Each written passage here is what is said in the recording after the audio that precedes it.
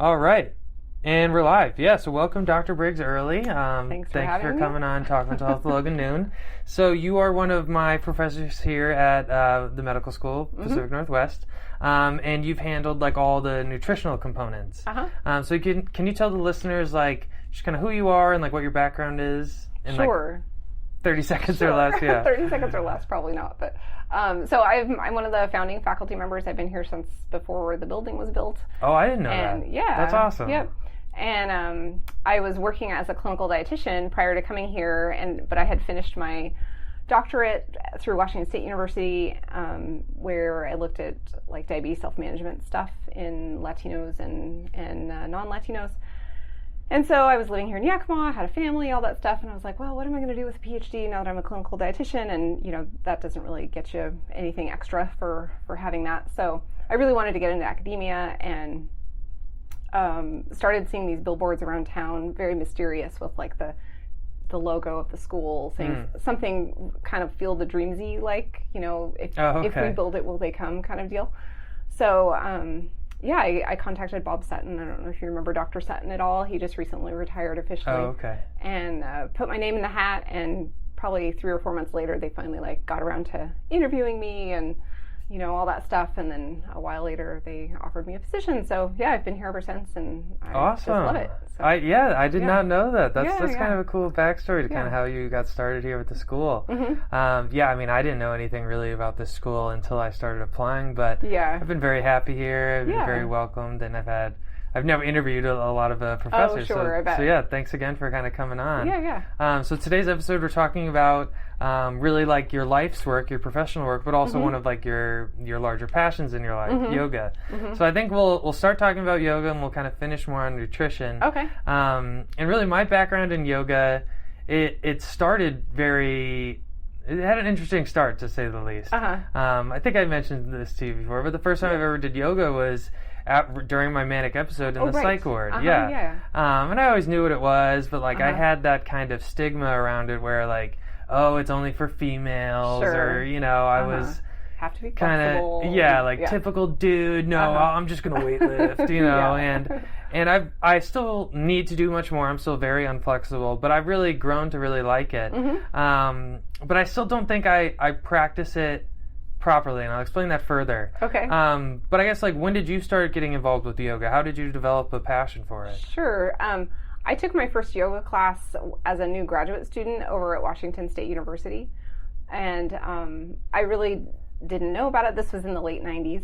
I started grad school in 1997, and I just had an awesome teacher who just really like opened my eyes to the world of yoga, and I just loved it. And so I took a couple semesters. It was like an actual class for credit, you know. So I took a couple semesters of that and really enjoyed it, and then just started kind of practicing on my own sporadically here and there. And, you know, over the years, I went to a couple different, you know, public classes at different studios and things. And finally, it must have been 2012 or 2011, somewhere in there, I found a yoga studio over in North Bend, which doesn't seem, you know, if you're listening from outside the Yakima area, North Bend is probably a good 2.5, 3 hours away from Yakima.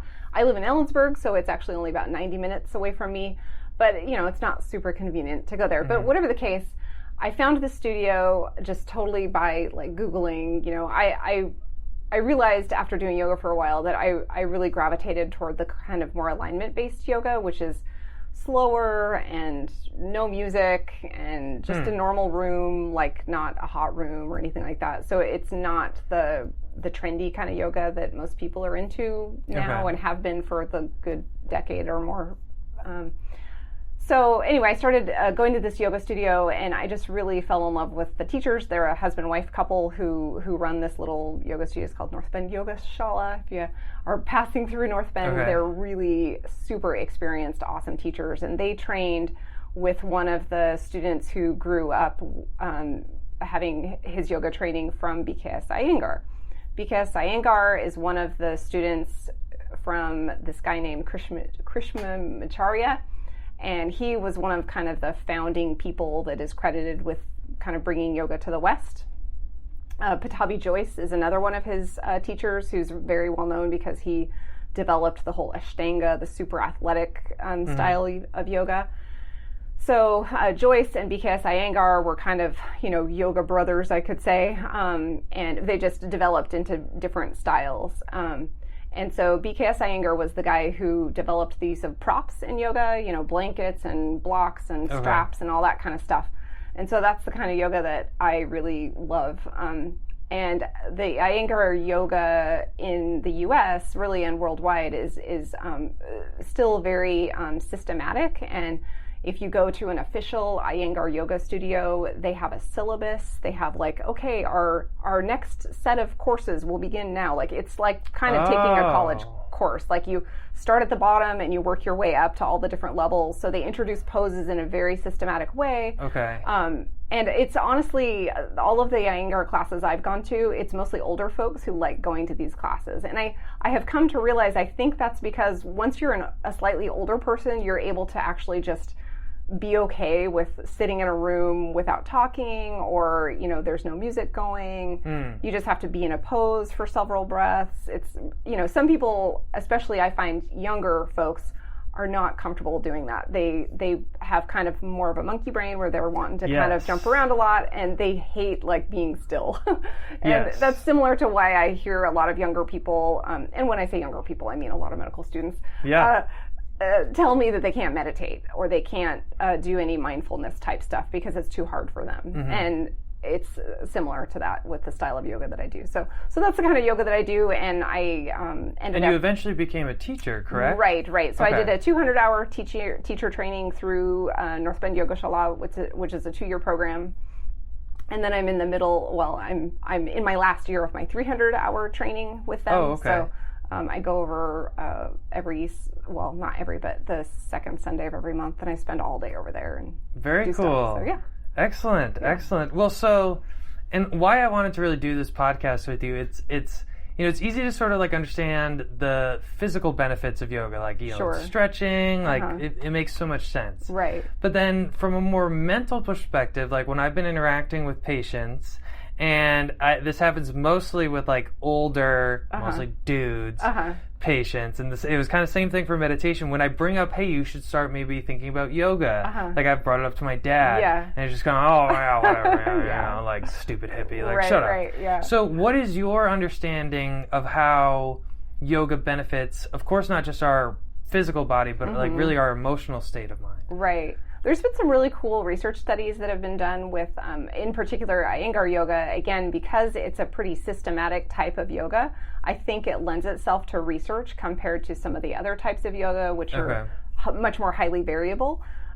So they've done a lot of work on things like low back pain, where they've been able to show that people that do a certain, set of poses over a certain amount of time, usually it's 12 weeks or something, that they're able to significantly reduce their pain levels from their back pain, even though they haven't made any difference in terms of their body weight or anything like that. So a lot of times back pain studies, look at weight loss as a way to help people reduce their back pain. But anyway, so some of the other benefits aside from physical stuff are part of that expression I used, that monkey brain that we have, where our thoughts are kind of all over the place constantly. Sometimes people that maybe don't really label themselves as having anxiety, but they're very jumping from topic to topic, or they're very focused on thinking about what's going to happen tomorrow over and over again, and it keeps or them maybe up at an night, element of ADHD in a sense. Sure. Yeah. So I think yoga can really help with that, because in particular, I'm just speaking from my own experience, and so the style of yoga I do, it really kind of forces you to just be in a pose with your own thoughts, and you have to just kind of be there breathing in the pose and kind of soaking in the discomfort. Yeah. So I think that forces your brain to really adapt and to change its way of thinking. And I have found personally, I've never, been treated for anxiety or anything, but I think I've had anxiety. I distinctly remember months when I started graduate school where my husband was actually back where we were still living at the time, and I was living in this new town all by myself, and looking back on it, I clearly recognize I had anxiety for those, that first year of grad school, where I was just super worried about things and really worried about my marriage and all that kind of stuff.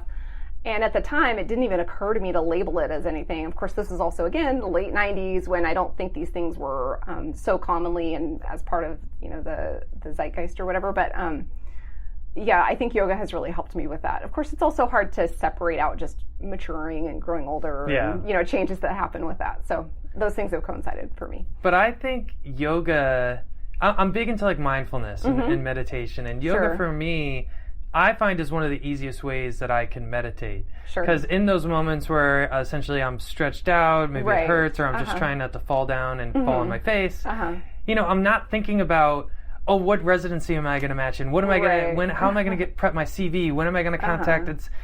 I find it so much easier for me to like stay more in the moment. And maybe I start to have that monkey brain. But versus when I try to practice meditation just sitting in a chair like this and just sort of breathing, if I'm doing those stretching exercises, I find so much more benefit. Right. And so you sent me a whole bunch of articles, like scientific articles on yoga today, and one of them that I thought was most interesting was how they did this study on how doing yoga increases levels of Gaba in your brain. And Gaba is one of our inhibitory neurotransmitters that they think that people with maybe some sort of anxiety issues have inefficient levels of Gaba.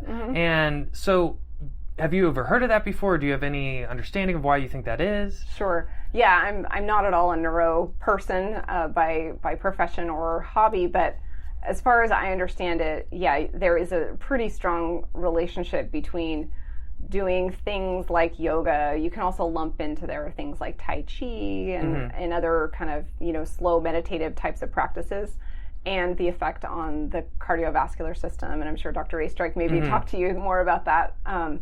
But yeah, it lowers blood pressure and it increases all of those, good hormones, oxytocin and those kinds of things, I think, that are shown to be helpful and improving relationships and stuff like that. Yeah.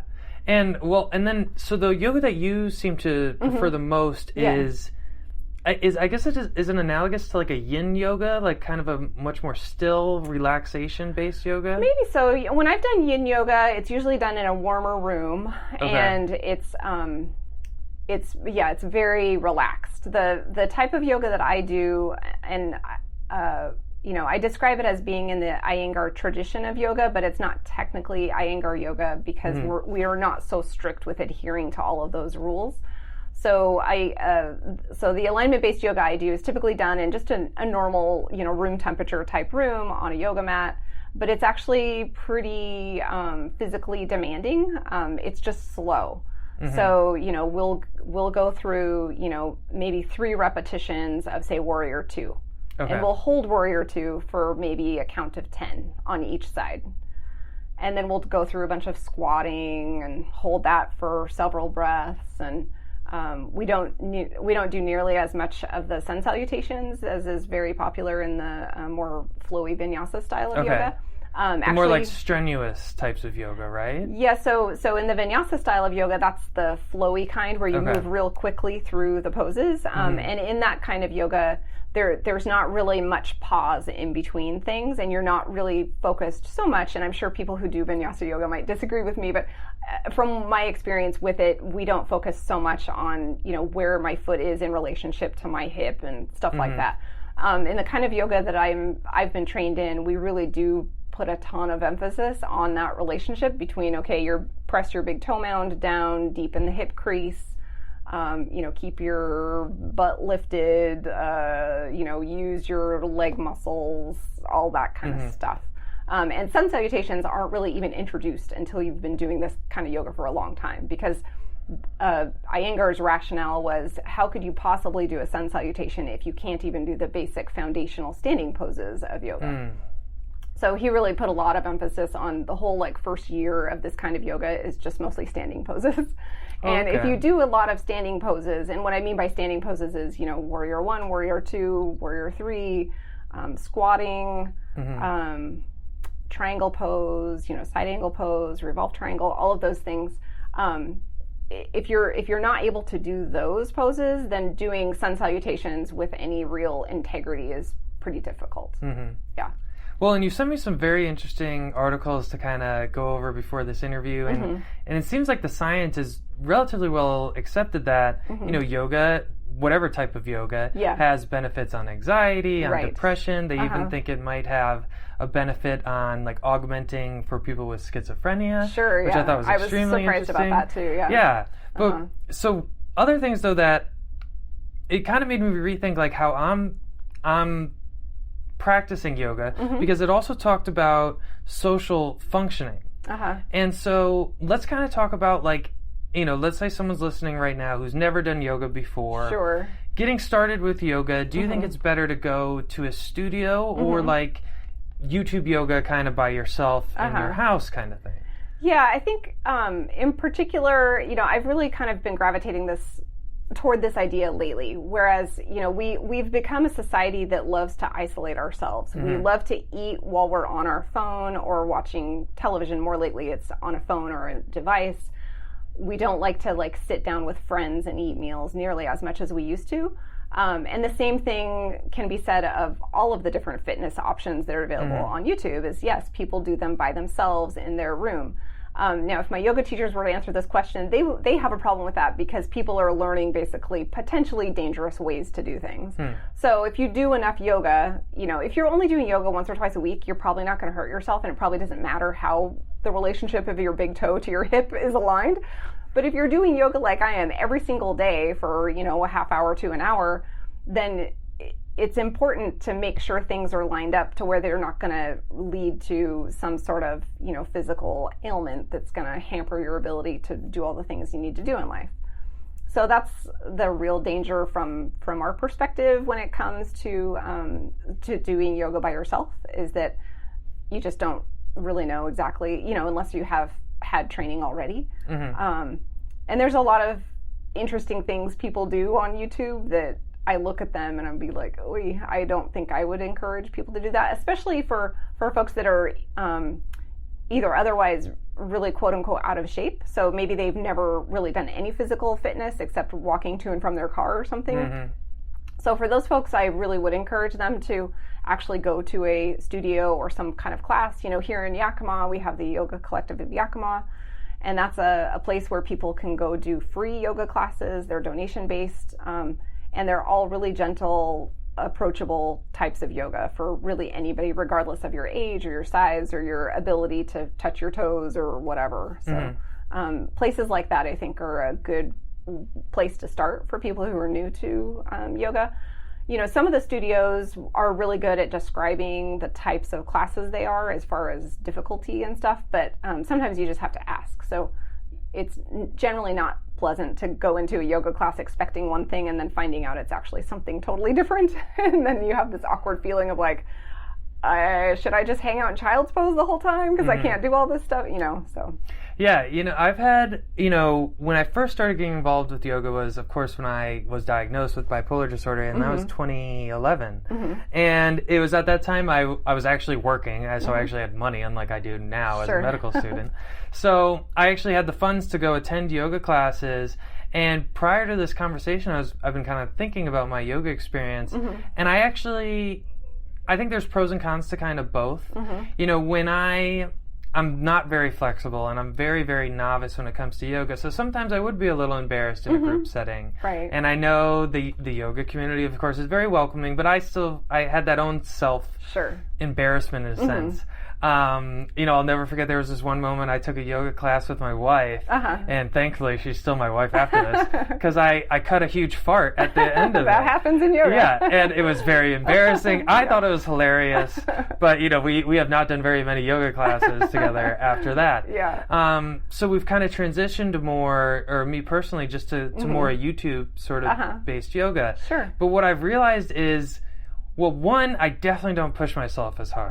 I definitely take it easy, or sometimes I'll just be like, you know, I've had enough, and I'll just turn it off. And I would never walk out of a yoga class too soon. But then, you know, when you're sending me those studies today, how people would report increased social functioning, there is like kind of a social component of yoga. Yeah. And you sent me an article about hot yoga, and there's of course a lot of controversy with the whole Bikram thing and whatever. Bikram was a piece of crap, but hot yoga itself, I still really, really enjoy it. Yeah. And especially with the hot yoga, it's like you go through that hell for 60 to 90 minutes. And there was kind of like, I would actually find myself talking to the other classmates after the class. Sure. And I wouldn't get that component with the YouTube-based yoga. And so I do think there's a lot of merit in that. So I would encourage someone, if they are going to start, go to an actual class. And it's, I think especially for men, there's a lot of poses that we just can't do as easily as women. Sure.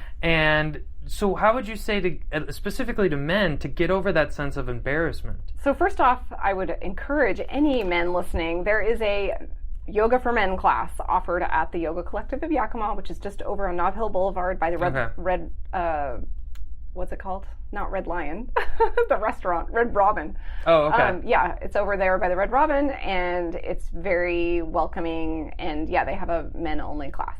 So the other great thing about the Yoga Collective is they have a ton of props, and that's, again, I have a bias with this, but props really allow yoga to be accessible for anybody. So even if you're not flexible or if you can't, touch your toes or whatever, that's why you have a block to put down, to put your hands on, so you can raise the floor and you can still experience the same exact pose, but you're not like thinking to yourself, oh, my hamstrings are killing me, as you're doing that. It's much more approachable that way. So that would be my first thing. Second thing is, if you can find a buddy to go with, sometimes things are less scary when you have a friend. So if you don't want to try out the Yoga Collective, if you want to go to some, local studio, or maybe you're not in Yakima, if you go with a friend, sometimes that can be more encouraging and not so like, oh, I'm the only guy in the room kind of a deal. Yeah.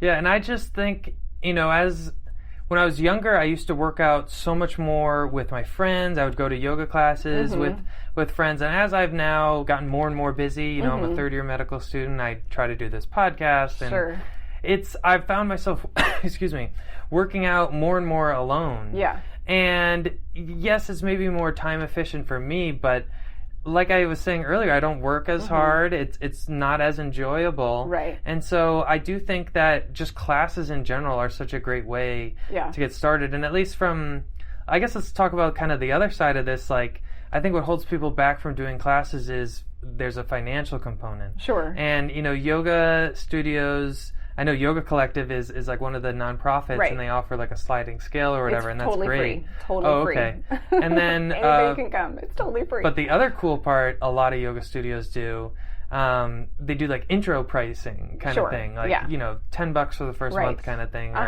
And so at least in Sacramento, I remember there's so many different yoga studios around that I never actually joined one. I just kept doing intro classes. Yes, kind of like those meal prep services. You can try one for a few weeks and then cancel it and go to the next one. And get the good deal. So I would definitely encourage people to at least start out with that. For sure. And I guess kind of the last question I have on yoga is, what about when someone tells you, I would like to do yoga, but I'm not flexible enough? What would you encourage that person? So sort of what I've already said. I would say, come do a yoga class and just see how it is to actually use props to do yoga.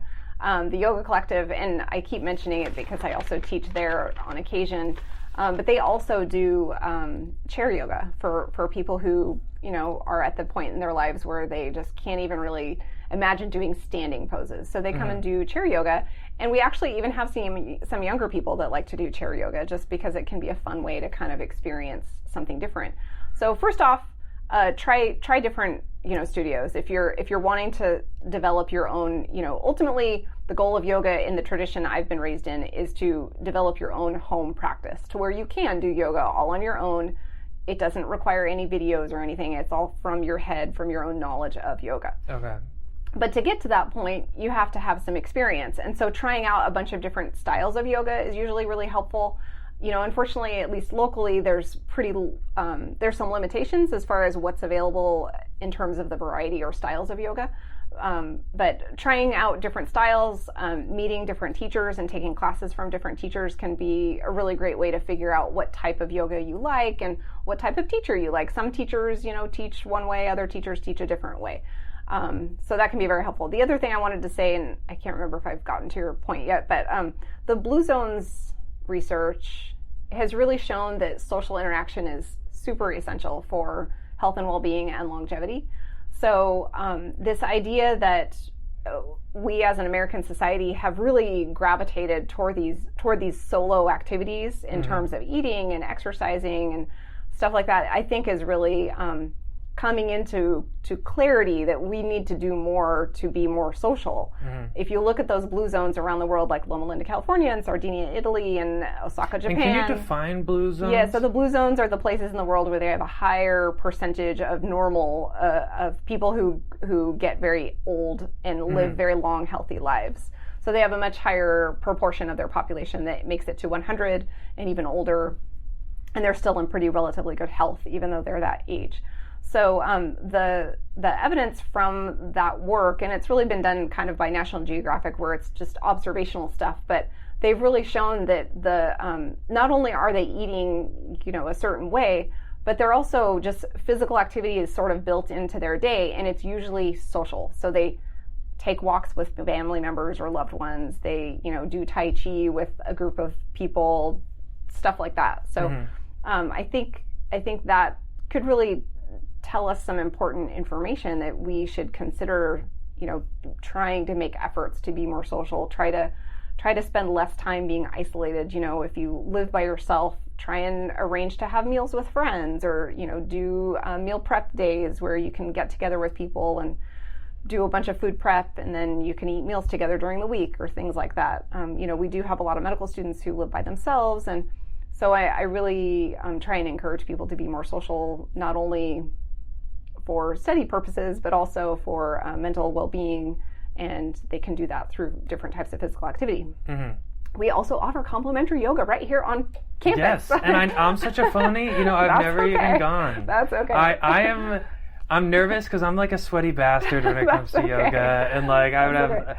Yeah, but it's still a bad excuse. There's a shower located 500 feet from where we're sitting right now. So I've had several people say that if it wasn't during the noon hour, I would go because I get too sweaty. If it was at 5 p.m., I could do it. And so it's still a bad excuse, though. It's still a bad excuse. That's okay. Well, Dr. Selsky actually does yoga too sometimes, and he has a towel that he lays out and everything. So you should talk to him about it. All right, I'll try my best. Yeah. I'm not on campus for too much more because I start surgery next. But it's definitely, I think these are all good things, and I want to try to move away from more because I've really only been doing solo yoga probably the last few years. Oh, yeah. And I can't even remember the last group class that I've really been to. Yeah. So I definitely want to kind of get back in that regular practice. Yeah. So I guess let's kind of move into like the second thing I wanted to talk about, really like your what your PhD is in, really kind of more of your bread and butter here. Sure. And I think, if someone is experiencing depression or anxiety,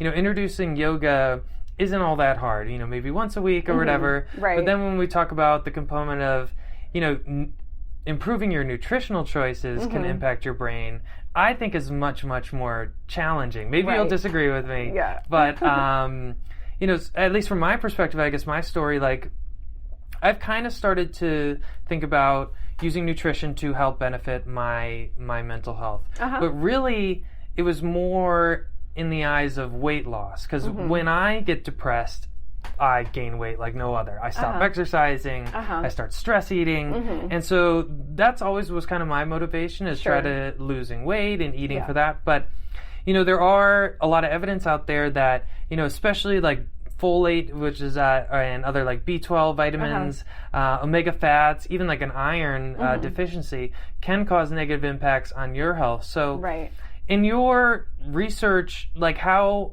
has proper eating choices impacted people's emotional well-being? Yeah, eating has a big impact on emotional well-being, and I think part of the reason people maybe sometimes what you described might be considered, you feel kind of overwhelmed maybe trying to make all the right choices, and I think that stems for a lot of people from again, kind of a society issue that we all suffer from, where we have a lot of all or nothing thinking. So a lot of people that I run across in my time working with patients, and also just, as a person and working with medical students too on these issues is a lot of people like to either do everything 100% perfectly or not at all. And they hate being just kind of middle of the road. So what I really like to encourage people to do is to, number one, try and stop that kind of thought pattern. Instead, try and just make 1 or 2 changes to the way you're eating. So a lot of people will tell me, well, Dr. Early, this is, what I ate yesterday, and I know it's terrible, and I know I shouldn't eat chips, and I shouldn't eat ice cream, and, I need to eat breakfast, and I drink too much caffeine, and they just have this laundry list of things that they know they should change, but they don't know how to do it, so they don't change anything.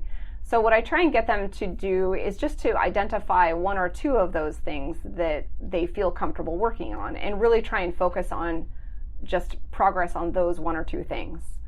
So for some people, maybe they eat too much fast food, but maybe they also skip breakfast. Maybe they also never eat fruits and vegetables. Maybe they also, drink a ton of caffeine. So I wouldn't tell them to change all of those things. I would suggest that they pick 1 or 2 that they feel like they could really take on. And for some people, the fast food thing is super convenient. It works for their budget, and they feel like that's what makes them be able to get home and see their family and still study and all that other stuff. So maybe that's not the one that they pick. But maybe the fact that, maybe they have a significant other at home that would be willing to help them kind of prep some fruits and vegetables for snacks during the day or something. So that might be something that they pick to work on. And that's a perfectly reasonable thing to do. You're increasing your fiber intake, you're increasing all your good micronutrient intake by eating more fruits and vegetables. You're not significantly changing your energy, your caloric intake. And in some cases, if you eat a lot of fruits and vegetables, you might actually decrease your quote-unquote unhealthier calories from other foods just because you're not as hungry. So trying to get people to focus on just small changes that can make really significant impacts in their overall wellness, I think, is really helpful. Yeah, I think that's a good attitude. And it kind of also reminds me, then do you advise your patients, like, what do you think of cheat days or cheat meals? Yeah. Or, like, what do you... that helped me with my weight loss journey. I'd always have, like, Friday night, I would just go kind of crazy. Yeah. But from your professional perspective, what do you think of that? So I'm very much a person that likes to try and figure out whatever works for that person. So some people definitely need that kind of flexibility where they have to have that. Those, in my experience, those tend to be the people who like things like intermittent fasting, where they can work really hard to be super strict with themselves 1 or 2 days a week, and then that other times it's not so much. It's kind of fair game. So, I personally don't follow that type of approach, but for some people, they really swear by it and they like it and it works for them. So I'm all about whatever works for that person, as long as it's, safe and reasonably effective and not costing you a ridiculous amount of money. Okay. So, yeah. You mentioned intermittent fasting. And so I want to get your perspective from, maybe it has its pros and cons from just a purely nutritional standpoint, but I want to talk more about kind of the emotional component, because I've tried intermittent fasting. Yeah. And I've gotten just so hangry and irritable. Yeah. And so from an emotional standpoint, I think it's a horrible idea. Some people say that goes away over time. So what do you think?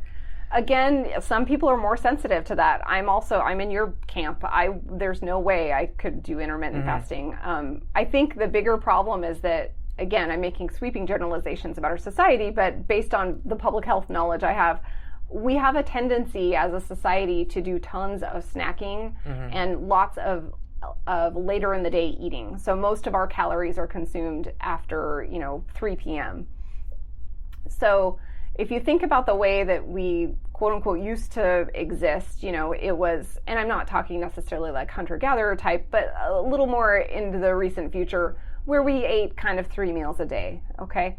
And now we have morphed into this society where people, I think, are more likely to skip breakfast, sometimes skip lunch, or they'll just grab something quick and small, eat a really big calorically dense dinner, and then also eat some sort of snack after dinner, bedtime snack / dessert, whatever you want to call it. They go to bed really late. They don't sleep well because they have all this stuff going on in their head, keeping them awake. And and then they get up and do it all over again. So they're not really technically ever having that kind of 10 to 12 hour overnight fasting period, which we used to always have. So if you eat dinner at 6 and then you get up at 6 in the morning and you don't eat anything after dinner, you've basically set yourself up to get about 11 to 12 hours of a quote unquote fast. And a lot of people don't do that anymore. So I think it would be interesting to compare groups of people. I don't know if somebody's already done this study. Intermittent fasting research is not my thing, but it would be interesting if people took, 2 groups of people and they had one group just eat 3 meals a day and then go from overnight for 10 to 12 hours of a normal, like I'm sleeping so I'm not eating kind of a thing, and then compare that with the intermittent fasting group and see how those compare. I don't know if they would be dramatically different, but I agree that I think it's really hard for a lot of people to go more than like 12 hours without eating. Yeah, I've given up. I've given up. So I'm trying to go more just caloric deficit, but even then I really struggle. Sure. So you mentioned kind of eating late at night. Yeah. And so doesn't that, correct me if I'm wrong, but doesn't it, if you eat late at night, doesn't it impact your sleep and your quality of sleep? Yeah. Depending, again, from a research perspective, I haven't read specifically about this lately, so I can't quote the evidence for sure. But from what I recall, the last time I looked at this a few years ago was, yes, people who eat later in the day typically have worse sleep patterns and worse sleep habits. And they're also usually consuming just as much, if not more, calories, even though they're skipping eating in the earlier part of the day. Because a lot of people will tell me, well, I'm not hungry when I wake up in the morning, so I don't eat until, 3 o'clock or 5 o'clock or whatever. But they still eat the same amount of calories. It's just in a much more condensed amount of time. Yeah. Yeah. Well, so I guess before we kind of start telling people what they should eat, some of the articles you sent me had some really interesting data in it. And so there was one article that said adolescents that eat primarily junk food are 79% more likely to experience depression. Sure. A diet high in trans fat is 42% more likely to experience depression. There was a study that looked at students at Appalachian University, and most specifically males who consume less fruits and vegetables experience more depression. People who have a higher sugar intake also experience much more anxiety. And then the other component that wasn't at all surprising to me is food insecurity. If you don't know where your food is coming from, you're going to feel very anxious and depressed. That all makes a lot of sense to me. But then it's kind of like, well, what do I do with this information? So you've taught us a lot in these last, 3 years of educating me about the Mediterranean diet. I feel we've mostly learned more from a cardiovascular and endocrine perspective, trying to improve diabetes and reduce cardiovascular disease, all of that, but not so much from a psychiatric standpoint. But lo and behold, the Mediterranean diet has actually been proven to reduce depression and anxiety. So for the listeners out there who don't know what the hell a Mediterranean diet is, can you explain to them what it is? Sure. So Mediterranean diet is based on the eating patterns of people that live around the Mediterranean, so south of France, Italy, Croatia, those areas. And really it's based on a lot of fruits and vegetables. I don't know if there's a specific number, but I'm just picturing the Mediterranean food pyramid in my head. So it's on a base of fruits and vegetables, also whole grains and legumes. And then the second layer is things like fish, and what else? Oysters, next? I know, is in there. Yeah, seafood in general, fish and seafood in general. And then at the very top are things like, I guess they have eggs and dairy in between there. So they eat some eggs and dairy. And then above that is stuff like red meat. And then at the very, very top is stuff like actual, processed sweets and things. So they often use fruit as a dessert item. They eat things like yogurt with fruit as a dessert type idea. And they just don't eat a lot of processed stuff. So if people are eating bread or pasta, it's often homemade or it's really, really fresh and whole grain type stuff a lot of times. Well, pasta's not, but and the other thing that they're doing, again, trying to reiterate what the Blue Zone stuff does, is they're very social. They get physical activity just as part of their day. and they usually also have some alcohol sprinkled in there. Hell yes. With meals though, not just alone. No, except that's not okay. No, I'm just playing. Yeah. But so my other question though is, let's say someone, like you said, you don't have to be perfect when you're following a Mediterranean diet, and I think that's great advice. Yeah. But let's say someone is starting to have deficiencies in certain, maybe like a folate vitamin or maybe vitamin C or there's 12 different vitamins and other minerals that was listed in this article that have benefits on mental health. What are your opinions on, like I remember you did a lecture on this, on omega acids. Eating these omega fatty acids versus taking a supplement. Right. What are the differences there? Right. So this has been kind of a long-standing thing in nutrition where, early on they tried to replicate the outcomes they were identifying in people who ate these diets really high in fruits and vegetables. And they were trying to basically provide all of those nutrients in supplement form. So, the B vitamins, the vitamin C, some of the minerals, stuff like that. And they've never been able to create the same outcomes. And they think this is partly due to all of the different phytochemicals and fiber and things that they can't really quantify so much, and they certainly can't put them in a supplement. So that's the main reason that supplements aren't really recommended over actual food that contains those nutrients. Specific to the omega-3 fats, that they have specifically looked at people who eat, like fatty fish X number of times a week, or they get so many servings of omega-3 fats in their diet like the PREDIMED trial was one where they had like actual olive oil, like a certain volume of olive oil they had to use throughout the day, like every day of the week or something. And they compared that to people who actually got fish oil supplements. And again, they weren't able to replicate the same exact kinds of findings. So the whole food is always the better option from a nutrition perspective. And I really like to emphasize fiber, and you can't really get fiber unless you're drinking like a ton of Metamucil or something. And it's usually a different type of fiber that you're getting to. The fiber we find in food is usually a mixed type of fiber. It's a mixture of soluble and insoluble fiber.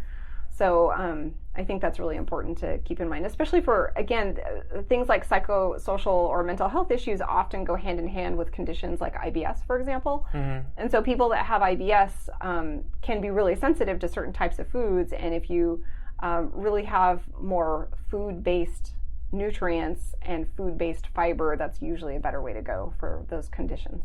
Okay. So a couple more questions. So, and this is, I guess, my own personal question. So I've always been a little overweight. So when someone's trying to lose weight, you, of course, have to create a caloric deficit. Burn more calories than you take in. But I feel whenever I get in that state, I have that irritability component where I just get hangry, like I was talking about earlier. So how do you advise your patients to handle that? Yeah.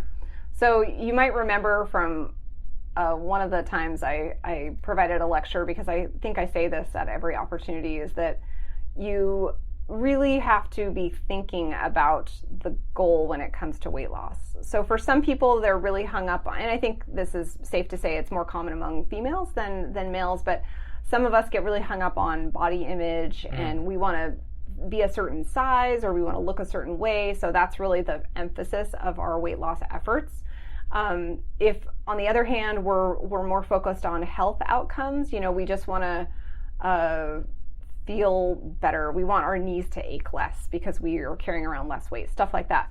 Those usually require very different approaches, and they usually have very different results. The person who's really focused on body image or body size or size of clothing they're wearing or those kinds of things are usually going to have to be much more dramatic in their efforts to lose weight, as far as reducing their intake more dramatically, increasing their energy expenditure more dramatically.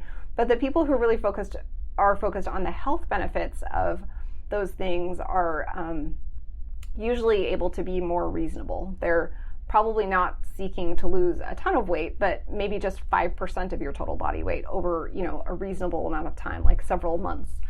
And that can usually be more sustainable in the long run, so you're less likely to have those big changes in weight over the years, which has been shown to be detrimental to us. So if you're able to have just a little bit of weight loss, 1 to 2 pounds a week, which is not at all exciting, as I've said before. I try and say this to all of the students who go through my stuff. As humans, I think we love excitement and things that are flashy and exciting, and so and seeing that big drop on the scale is such a good feeling. Exactly. And so things like fad diets that are very like new or cool, or I have to buy special food for it, or I'm following this diet written by this famous person or whatever. All of those things are exciting to us because, again, we have these monkey brains and we like to be distracted by things.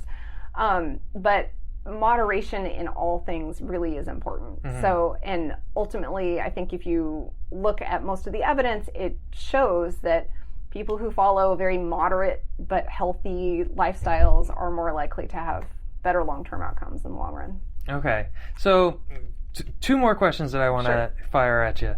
So, a big objection I always hear, and I've even said it myself, I don't have time to eat healthy because I don't have time to get to the store. I don't have time to cook. And I do think I actually made a meal the other night, and I realized there's so much personal satisfaction in cooking your own food. And I do think that there's a lot of merit to doing that. Right. But what is your opinion on these companies like Freshly, like Blue Apron or other, and if the listeners don't know, it's like they like send you a box with all the materials to cook. And so what do you think of those solutions? So some of them are healthier than others. I actually just compiled a list of those the other day for somebody who I was trying to help. And, I really encourage people to look at your food budget, and especially people who eat a lot of purchased food, like pre-prepared food.